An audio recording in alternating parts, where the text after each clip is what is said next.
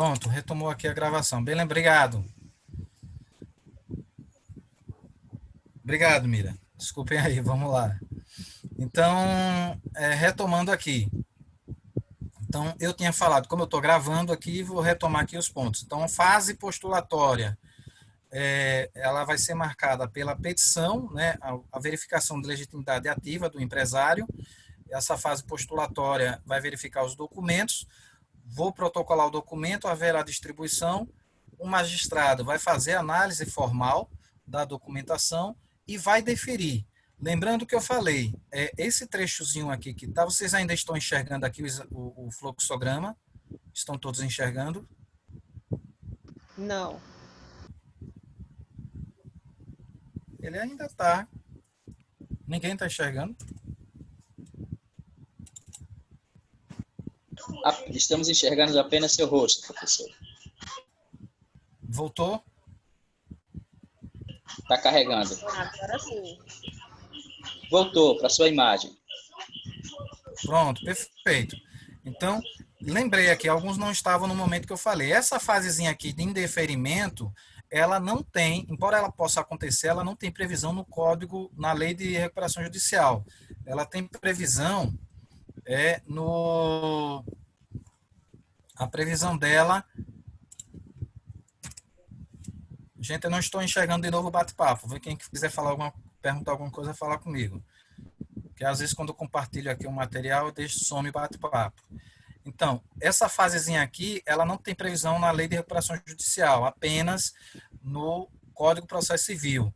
Que é o caso, se o juiz verificar que está incompleto, né? Se a gente pegar, por exemplo, aquela petição da Norcom, quando a Norcom colocou o histórico dela, né, dizendo que iniciou o bairro Jardins e etc., se o juiz entendesse que ficou alguma coisa ali mal explicada, que não justificou a necessidade da recuperação judicial, o juiz poderia mandar emendar a petição inicial, de acordo com o artigo 321 do Código de Processo Civil.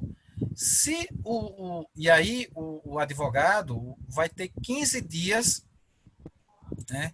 15 dias, voltou aqui o bate-papo. O advogado vai ter 15 dias para fazer emenda. Se passados esses 15 dias ele não fizer a devida alteração, o magistrado ele pode indeferir e arquivar, baixar e arquivar o processo, de acordo lá com o artigo 330 lá do Código de Processo Civil, não está escrito aqui. Ok? Mas se ele entender que está tudo ok, ele vai deferir. E esse deferimento vai marcar o início da fase de processamento, ou como alguns doutrinadores chamam, a exemplo de Fábio Ulloa Coelho, chama de fase de deferimento, né? Então, mas vai de cada autor. Então, Fábio Belotto, por exemplo, gosta de chamar de fase de processamento. Então, aqui temos o deferimento, o juiz, como primeiro ato, né, recebeu a petição de Crisângela. Então, primeiro ato, ele vai nomear o administrador judicial e ele vai publicar um edital com a relação de credores, né, justamente para quem verificar, né, que não está naquela relação, buscar a habilitação de crédito. E aqui, lembrem-se que eu fiz até uma pergunta que eu posso também lançar na prova. O que é que acontece se você perder esse prazo? Alguém se lembra? Se alguém perder, o credor que perde esse prazo aqui para se habilitar, qual é a consequência? Tem duas consequências. Vai para o final da fila. Vai para o final da fila e outra coisa, o que é que acontece também? Não tem direito a voto. Perfeito. Ele não vai ter direito a voto, né? Ele é chamado, ele tem um nomezinho que ele é chamado, um termo jurídico que a lei chama. Alguém se lembra? Retardado. Isso, Mira, muito bem. Credor retardatário, né? Ele perdeu o prazo. Então, não é que ele não vai perder o processo, né? A intempestividade dele vai repercutir justamente que ele vai para o final da fila, ele vai perder o direito a voto, ok? Tranquilo? Então, eu poderia perguntar na prova também, independente da tempestividade da habilitação do crédito, o credor terá direito a voto. Verdadeiro ou falso?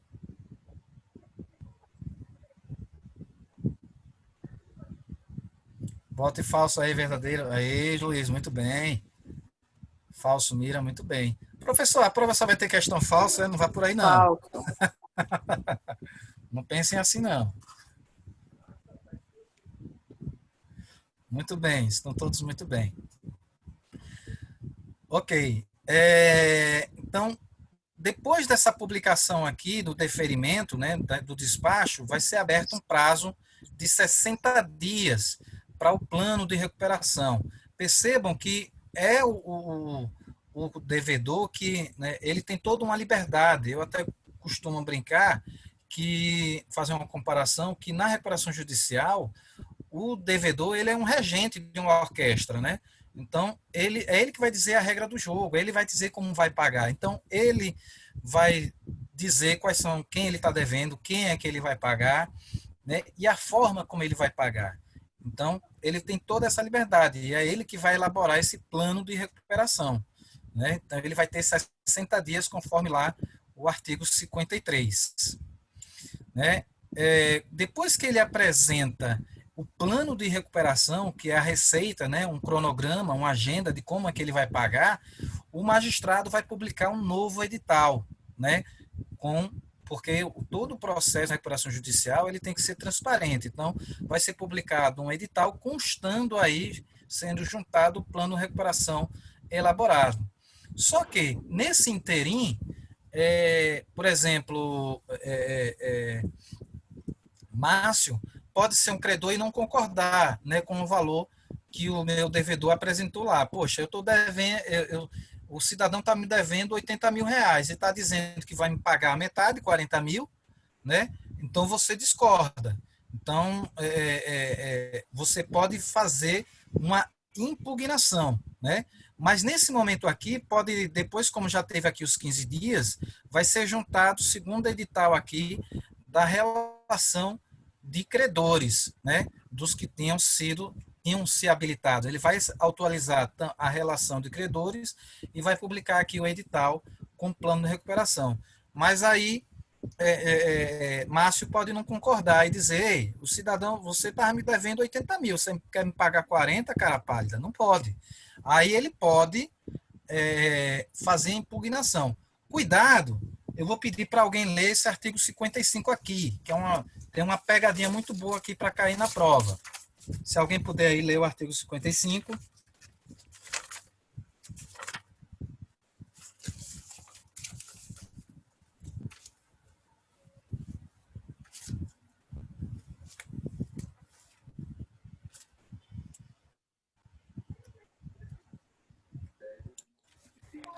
Qualquer Artigo credor, 55. Obrigado, Luiz.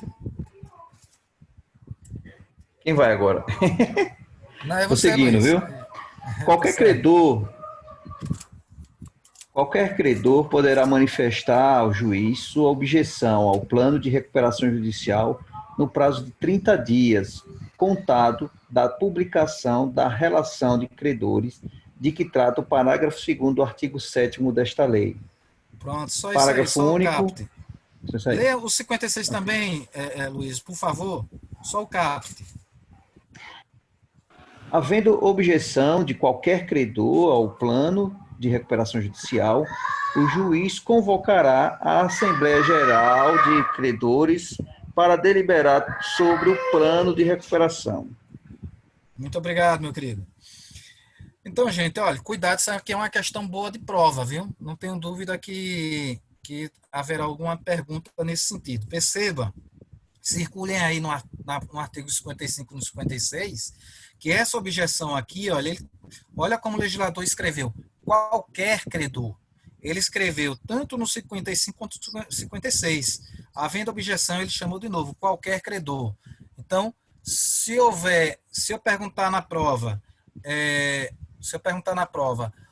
o credor retardatário poderá manifestar objeção ao magistrado, ao juiz, certo ou errado?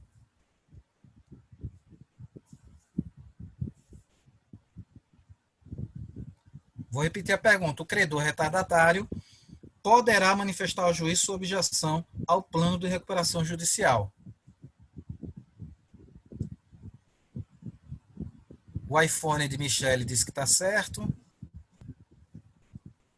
sim. Nossa. repente é qualquer credor. Exatamente, minha gente. Então, cuidado com isso, né? Que aqui é uma manifestação, ele não vai continuar sem direito a voto, mas ele é credor, entendeu? Então, aí eu vou fazer outra pergunta. Se eu perguntasse lá na prova, o credor retardatário, ele pode participar da assembleia de credores? Sim. Angélica diz que sim. Todo mundo acompanha aí a relatora. Isso mesmo, Karen. Isso Sim, mesmo. professor. Perfeito. Gente, quem fala assim sim, diga quem é, porque quarentena, senão eu fico pensando que eu estou ouvindo vozes. Viu? Diz quem é, professor fulano, né? Aí diz que não, professor endoida. Então, gente, olha, tem que ter esse cuidado do... o caso é sério, né? Então, um casal de amigo meu aí, mais de 40 anos de casado, se separou agora na quarentena. O bicho está pegando. Né? Vamos lá.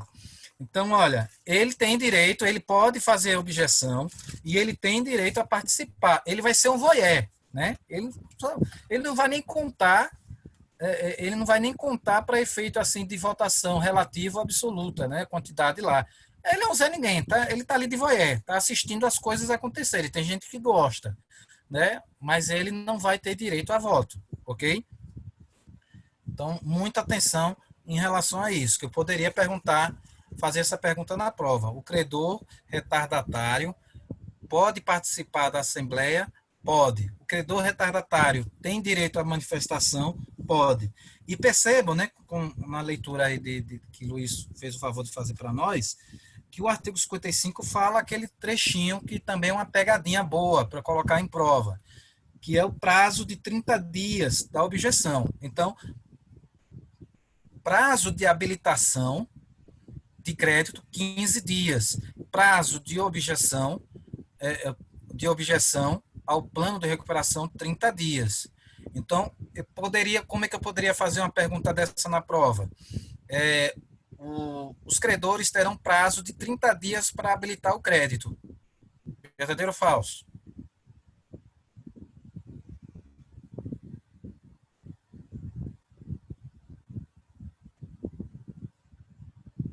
Falso. Pronto. É isso mesmo, dona Angélica. Fiel, presta atenção na pergunta que eu fiz, Fiel. Ah, sim, você colocou a justificativa. Vou entender, entendi. Beleza. Então, é falso porque ele tem 15 dias, né? Ele tem 15 dias e não 30 dias. 30 dias é para objeção. Voltando aqui, minha gente, vocês estão vendo aqui o fluxograma, né? Estão enxergando?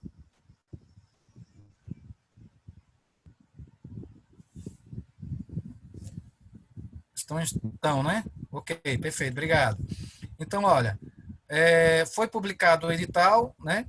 E houve a impugnação. Algum credor qualquer, um credor lá, não achou legal, né? Houve a objeção. O magistrado, né? Ele tem o dever, aí é dever de ofício, está lá no artigo 56, parágrafo 1º, depois que houver a objeção de qualquer credor, o artigo 56 diz o seguinte, que Luiz leu há pouco para nós: o juiz convocará a Assembleia de Credores para deliberar sobre o plano de recuperação. Perceba que a lei manda. O juiz aqui ele vai seguir um rito, né? Então, alguém se manifestou, perceba que a legislação não colocou quantidade nem porcentagem. Suponhamos que tivesse lá no processo de recuperação judicial, eu não sei quantos credores são na OI, mas vamos supor que tivesse 700, né? Ou 1.000 credores. Perceba que aqui a lei colocou qualquer.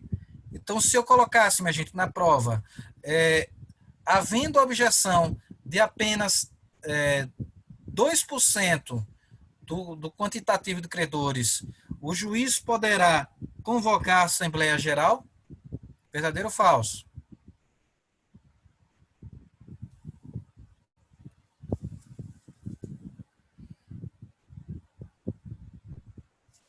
Vou repetir a pergunta.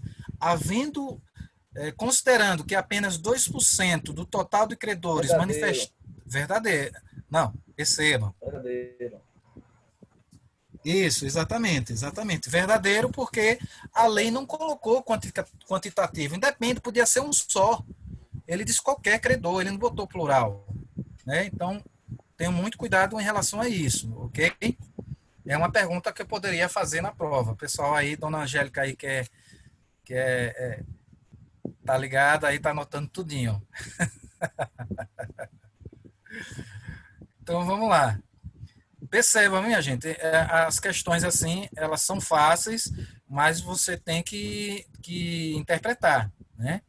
Então, o magistrado, de acordo. E o prazo aqui, o parágrafo 1º do artigo 56, quem tiver com a lei aí, perceba que o magistrado, ele pode aproveitar aqui essa data para convocar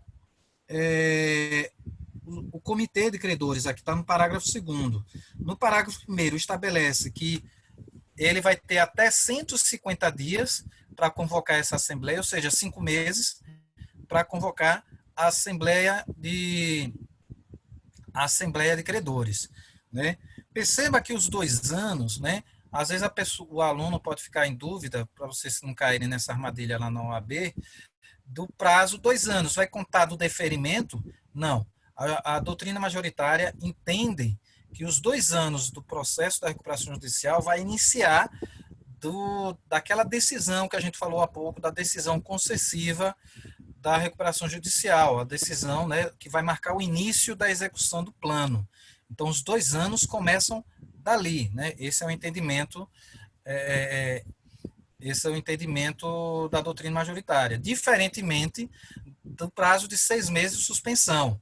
O prazo de 6 meses de suspensão do crédito, né, já está lá, Márcio, está lá no Google Classroom, já tem mandado esse que é o mais completo e o outro, está lá esse fluxograma, está lá. Os 2 tipos de fluxograma, esse e outro. Tem bastante tempo que eu coloquei lá. Está lá, pode olhar, volte lá que está lá. Ok? Pode verificar. Mas se for o caso, eu mando de novo. Mas está lá nos primeiros arquivos que eu mandei. Tem muito tempo que eu mandei.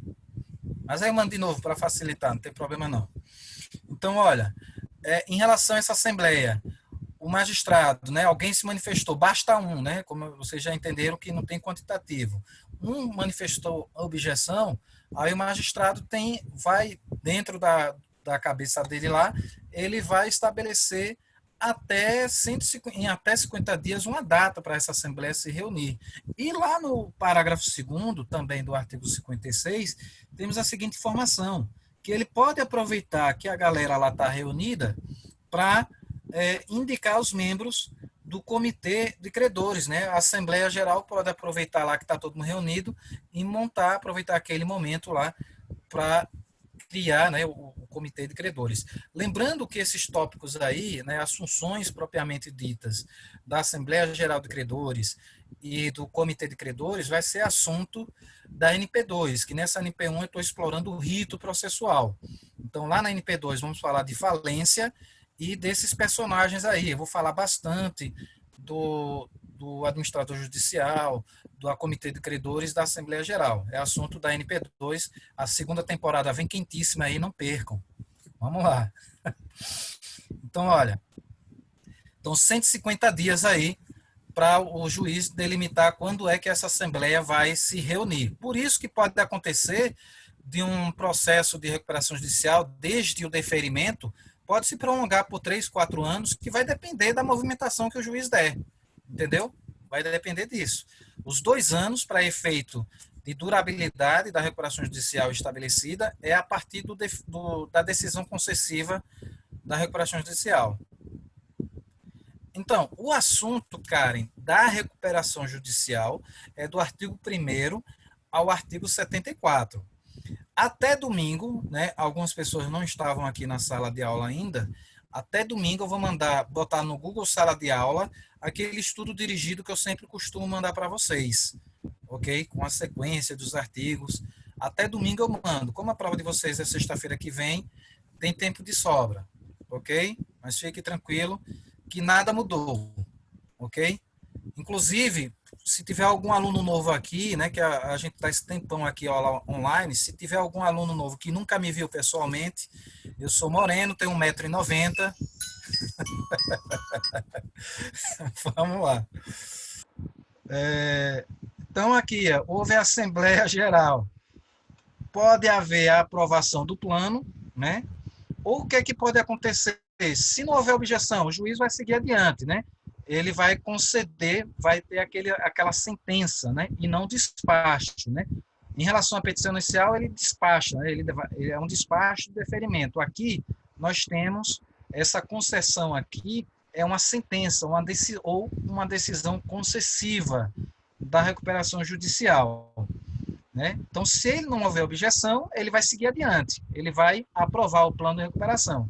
Mas se alguém, qualquer um dos credores, né, tem 500 credores, apenas um manifestou objeção, o magistrado vai ter que convocar a Assembleia Geral, né?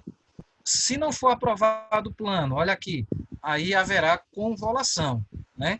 Se for aprovado o plano, né, haverá a formação do comitê de credores e vai marcar aqui o início da recuperação. Quero chamar a atenção dos senhores do chamado CRANDAL, né? Vou até escrever aqui no bate-papo, que eu falei nas aulas anteriores. É uma pergunta boa para a prova. Alguém se lembra o que é esse CRANDAL? Aí, Karen falou o CRANDAL aqui.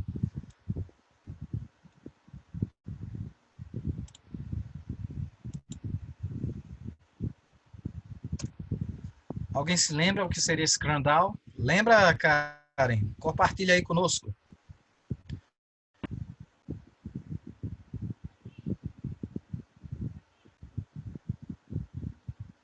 Sim, flexibilização. É uma forma de se dizer. Gente, olha, eu vou pedir que alguém aí, por gentileza, leia o artigo 58, o caput do artigo 58 e o parágrafo 1º. Se alguém, por gentileza, puder ler, eu agradeço.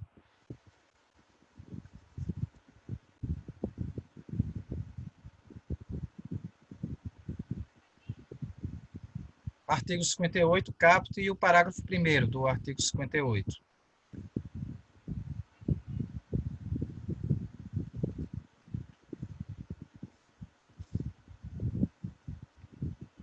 Cumpridas as exigências desta lei, o juiz concederá a recuperação judicial do devedor, cujo plano não tenha sofrido objeção de credor, nos termos do artigo 55 desta lei, ou tenha sido aprovado pela Assembleia Geral de Credores na forma do artigo 45 desta lei. O parágrafo 1 também? Essa. O juiz poderá, é facultativo a ele, conceder a recuperação judicial com base em plano que não obteve aprovação na forma do artigo 45 desta lei, desde que, na mesma Assembleia, tenha obtido de forma cumulativa. É só isso mesmo, dona Angélica. Obrigadão, viu? Então, gente, olha, muita atenção aí com esse. Quem não escreveu ainda, onde tem o parágrafo 1º do artigo 58, escreva esse CRANDAL aí, né? Como o Karen colocou, voto por qualidade ou não por quantidade. O que é que vai acontecer? O artigo 58, ele diz o seguinte, olha, cumpridas as exigências, ou seja, quem tinha que se manifestar, quem teve que manifestar a objeção, foi analisado, o administrador judicial analisou as objeções, emitiu um parecer favorável ou não, foi aprovado, foi rejeitado, né? Então, todos os ritos processuais previstos, que quem tinha que falar, que teve a sua voz, todo mundo teve o seu momento de falar no processo. Então, é isso que ele está dizendo. Cumpridas as exigências, o juiz concederá a recuperação judicial, né? Se todo mundo se manifestou e acabou sendo aprovado, ele vai aprovar. No entanto, contrariando o que dispõe o artigo 56, parágrafo 4º, né? Eu até coloquei isso aqui como uma prova de que o legislador fumou maconha, porque ele coloca o seguinte, né? É um texto mal redigido, que ele coloca, artigo 56, parágrafo 4º, quem tiver com a lei me acompanha. Rejeitado o plano de recuperação pela Assembleia Geral de Credores, o juiz decretará a falência do devedor. Vou repetir. Você vê a maconha que ele fumou que estava estragada. Parágrafo 4º, artigo 56. Rejeitado o plano de recuperação pela Assembleia Geral de Credores, o juiz decretará a falência do devedor. Aí ele vem no artigo 58, parágrafo 1º, e diz o seguinte: e aí pegadinha do malandro. Olha, na verdade, o juiz poderá conceder a recuperação judicial com base no plano que não obteve a aprovação. Peraí, meu amigo, você não disse que ia rejeitar, e agora vocês, não, na verdade, ele vai poder, né? Na verdade, ele estava doido, né? Ele poderia colocar aqui, como parágrafo 5º, colocar essa ressalva, salvo colocar lá no parágrafo 4º. Mas como ele estava doidão, né? Ele colocou um artigo contradizendo o outro. Ficou claro isso aí para todos, não?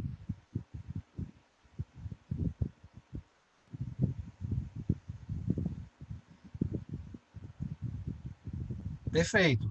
Então, isso aqui é o CRANDAL. O que é o CRANDAL? É um instituto do direito empresarial norte-americano, que, como muito bem disse Karen aí, ele está flexibilizando. E qual é a lógica disso? Eu expliquei na aula passada e eu vou repetir. Vamos imaginar que a Norcom lá tivesse um universo de 50 credores.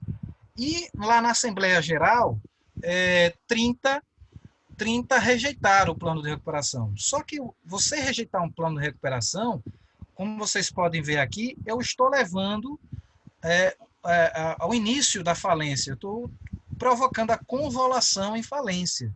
E muitas vezes isso não é interessante, porque é interessante você manter a empresa ativa. Sempre é interessante. A prioridade é manter a empresa funcionando. Porque tem empresas, eu até contei casos aqui, em que quando você vai para a falência e vai fazer uma busca dos bens do devedor, ele vive de fotossíntese, ele não tem nada no nome dele. E aí você fica no prejuízo, ao passo que, se a empresa está funcionando, você tem como resgatar, né? Então, não é interessante ir direto para a falência.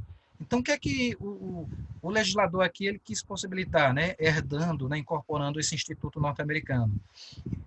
Teve uma votação, os votantes lá, universo de 50 credores, 30 rejeitados. Aí, o que é que ele vai fazer? Ele vai dar uma olhada, com base lá no artigo 41, que aí vocês depois vão olhar. O artigo 41, ele classifica, né, como colocou Karen aí, ele qualifica os credores. Ele vai qualificar os credores em credores trabalhistas, credores de garantia real, via contrato, etc. Credores quirografários, contrato informal, ele vai qualificar. Aí, se ele observar, ok, 50 credores, 30 rejeitaram, mas esses 20 são credores trabalhistas, e eles respondem por 70% da dívida. Aí, por bom senso, o juiz ele vai aprovar de forma compulsória, né, a recuperação judicial. Ficou tranquilo isso aí para todos, o que seria esse CRANDAL? Ficou claro? Responda aí no bate-papo aí, por favor, se for claro.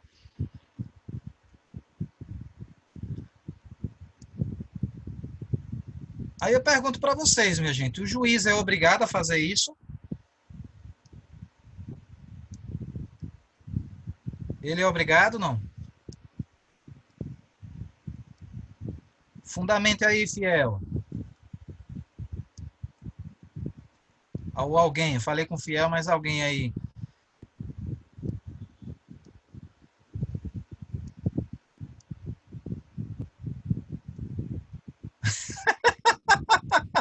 Boa, Luiz.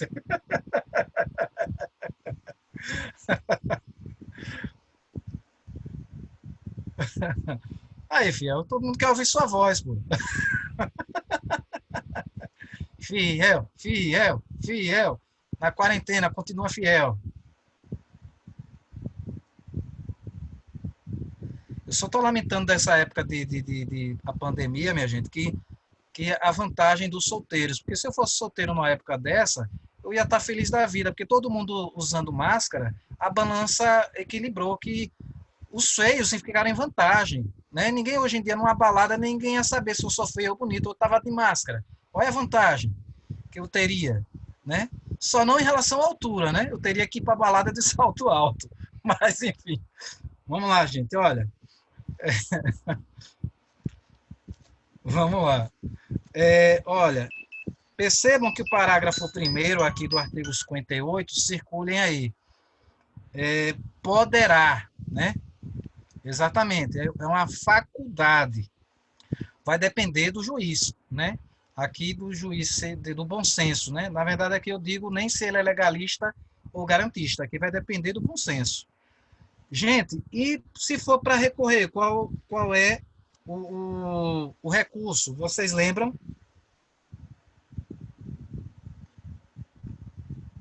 Qual o recurso? Se você não concordar, o juiz não quis fazer o crondown, você quer recorrer, qual o recurso? Agravo, muito bem. Sabe dizer onde é que está a fundamentação, Karen Angélica? Justificaria a resposta se eu pedisse na prova, não vai ser com justificativa, mas onde é que está a fundamentação? Muito bem. Uma salva de palmas aí, minha gente, para Karen. Artigo 40 59, artigo 56, parágrafo 4. É 59, parágrafo 2º. E esse 4, parágrafo 4 do 56, não é não? Não, se você pode, para você recorrer dessa decisão do 56, parágrafo 4, também seria um agravo. É um agravo de instrumento. O fundamento está aí, no 59, parágrafo 2º. Gente, olha, finalizando aqui, não foi aprovado, se houver o crondown, haverá o início da recuperação. Essa decisão concessiva que está lá no artigo 61, eu vou ler aqui para vocês, para adiantar, que já estamos estourando o tempo. Proferida a decisão prevista, o devedor permanecerá em recuperação até que se cumpram todas as obrigações previstas no plano que se vencerem até 2 anos depois da concessão do plano de recuperação judicial. Então, aqui vai marcar o início, né, da recuperação judicial, né, e o cumprimento, né, de tudo que foi estabelecido lá. Se ele cumpriu, né, deu tudo certinho, lá no artigo 63, diz que outra movimentação processual. Cumpridas as obrigações vencidas, ou seja, ele seguiu a cartilha, fez tudo o que ele planejou, no prazo previsto, o juiz decretará por sentença, né, ele vai decidir o encerramento da recuperação judicial, e aí ele vai determinar uma série de coisas lá. Então, o início da fase executória da recuperação vai se dar aí com o artigo 61, que é cumpridas as exigências, aí vai dar início à execução do plano de recuperação, e o artigo 63 vai finalizar o processo de recuperação judicial. Agora, percebam que, se ele descumprir, né, haverá, se ele diz que ia pagar, né, os credores e deixar de pagar algum credor, conforme estabelecido no plano, o magistrado ele vai determinar a convolução. E aí, para a gente finalizar nossa aula de hoje, alguém se lembra da diferença, né? Porque aqui no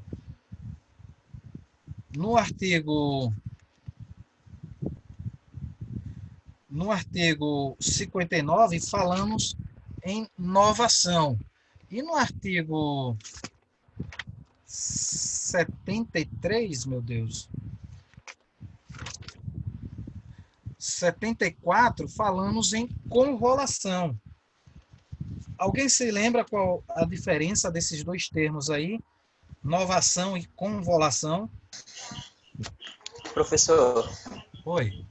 inovação é um instituto do direito obrigacional, a Sim. qual ele vai pegar, vai uma dívida substituir a outra. E a convolução é mudar.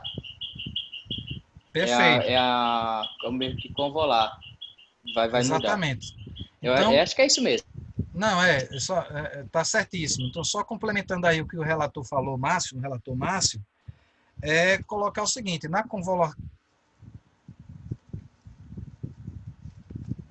no caso do prazo, pergunta aqui de Dênio aqui, professor, no caso de prazo iniciado da recuperação, tem algum tipo de suspensão desse prazo em caso desse pandemia?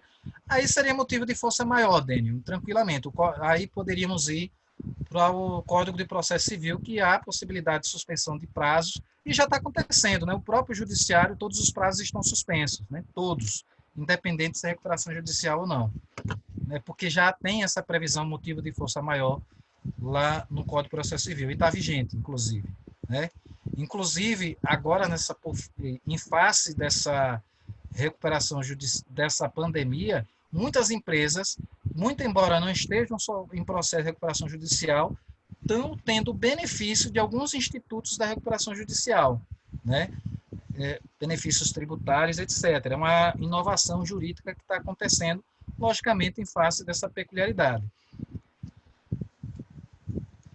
Não, tem no Código de Processo Civil, Daniel. O Código de Processo Civil ele traz essa previsão de suspensão de prazos, né, em face de motivo de força maior. Só que aí os tribunais, né, o CNJ, e aí os tribunais suspenderam a execução de todos os prazos, salvo em caráter de emergência. Infelizmente, o CNJ e os tribunais colocaram esse caráter, essa interpretação de emergência como interpretação, né, do discricionário do magistrado. Não, na 11.101 não tem isso, não. Ok? Ela é muito técnica. Perceba, lembrem, Dênio, e todos os demais, que o legislador da Lei 11.101, ele tinha uma fixação, prazo improrrogável, né? Ele tinha uma fixação por essa palavra que hoje em dia não acontece, né? Então, ele tinha se dependesse dele, o empresário que se arrebentasse. Extremamente taxativo. Só que vimos que isso é inviável. Então, gente, finalizando aqui. Na inovação, como bem colocou aqui Márcio, eu tenho um instituto lá do direito obrigacional, eu tenho uma substituição, que popularmente é conhecido como renegociação, né? Mas eu continuo, apesar de ser uma renegociação, se for, por exemplo, uma ação de fazer uma obrigação de pagamento, da ação em pagamento, continua sendo um direito obrigacional, né? Não mudou. Diferentemente quando ocorre convolução, né? Mudou o instituto, deixou de ser recuperação judicial e passou a ser falência. Mudaram, então, todas as regras. É como se eu pegasse um jogador, uma bola de futebol, né? Tivesse os jogadores e fosse para jogar outra partida, né? Jogar handebol, né? Então, tem os mesmos jogadores, tem uma bola, mas as regras são outras. Seria assim, em termo metafórico, seria isso aí. Ficou claro para todo mundo aí a diferença de inovação para convolução? Não, cara, em a prova, e aí confortando a todos, né, para a gente finalizar aqui, a prova nada mudou, a prova vai ser objetiva, né? Não vai ser objetiva com justificativa, né? Marte estava alinhado com Saturno, então não vai ser assim. Vai ser verdadeiro e falso, apenas isso. 9 questões, sendo 5 questões valendo 1 ponto e 4 questões valendo 0,5. Né? A prova eu vou liberar às 19 horas e vocês terão 2 horas e meia para a resolução da prova. Então, estará liberada a prova até 21 horas e 30 minutos, tempo de sobra aí para vocês fazerem. As questões eu só vou extrair da Lei 11.101, ok? Então, deixe aí fácil a Lei 11.101. Então, super tranquila.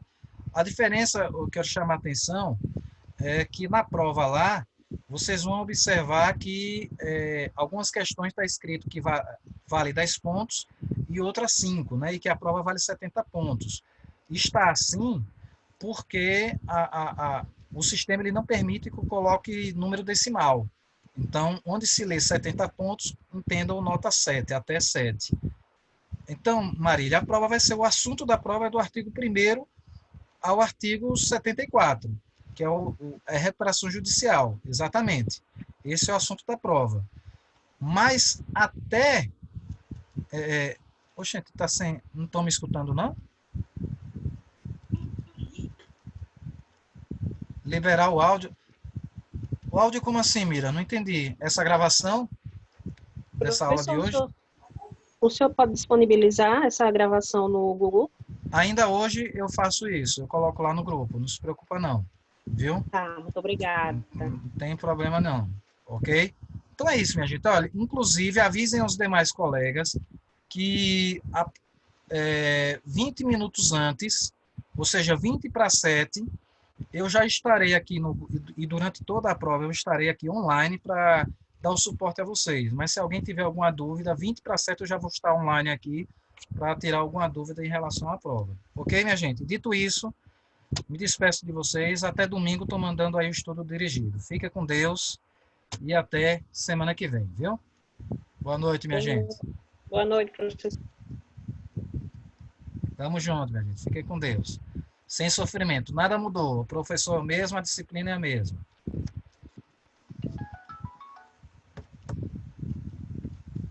Boa noite.